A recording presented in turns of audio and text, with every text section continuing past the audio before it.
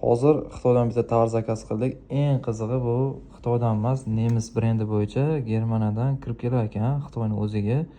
Lekin yetkazib berish 2 kun qilib qo'ygan. Ya'ni 2 kunda Xitoydagi skladimizga yetib borar ekan mana.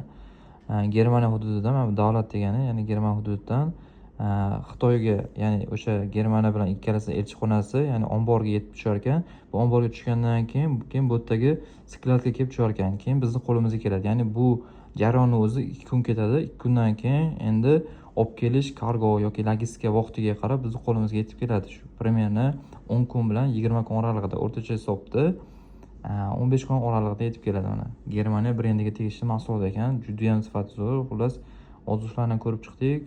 Maqtovli, xuddi televizordek qarang. Xuddi televizordek. Bo'lmasa bu printer. Projektor. Projektorga ekan. Bu kачествоsi вообще zo'r, 8 ga, undan ham yuqoriroq beradi. Lekin ayniqsa katta qanaqa desam, duyumlar juda katta masofalarda ham tiniq kачествоli qo'yib beryapti. O'zim ko'zim bilan ko'rdim kecha do'koniga borib. O'zbekistonda Bizda qimmat rosa. Juda 4,5 million so'mdan sotilyapti bunaqa narsalar. Siz necha puldan olasiz buni? Buni hozir 1 million so'mga normallar boshlanadi. Endi 1 million demay, xullas kimga projektor kerak bo'ladigan bo'lsa, Farruh o'quvchimni o'zlari olib kelib beraveradilar. Shunaqa arzon narxda. Xitoydagi narxda logistikasini boshqa komissiyalar bilan hisoblaydiganda bizga normal foyda. U yog'ini yashirib qo'yavering. U yog'i endi mana xuddi televizor bor-ku, shunaqa projektorni qarang, tiniqligini 8K deyishyapti hozir.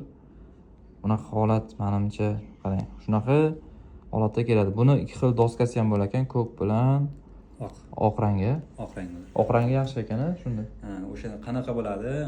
Choyxonalarga yoki katta yig'ilishlar joylarga kulrang qo'ygani ma'qul. Ya'ni siz projektorda orqa tomonda turib ko'radigan bo'lsangiz, juda tiniq ko'rinadi. Oq doska nima uchun qo'yiladi? Kichikroq xonalarga, ofislarga qo'yiladi. Bu projektorda oldidan turib ham bemalol narsalar ko'rsangiz bo'ladi.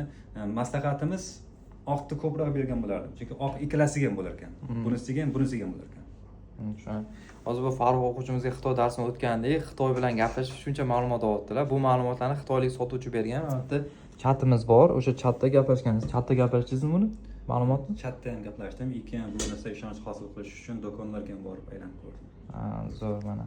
Xullas, hozir dars jarayonida biz bilan Uzun Marketda foydali ma'lumotlarni o'tkazib yubormaslik uchun sahifamga obuna bo'lib qo'ying. Video foydali bo'lgan bo'lsa bitta like bosishni unutmang.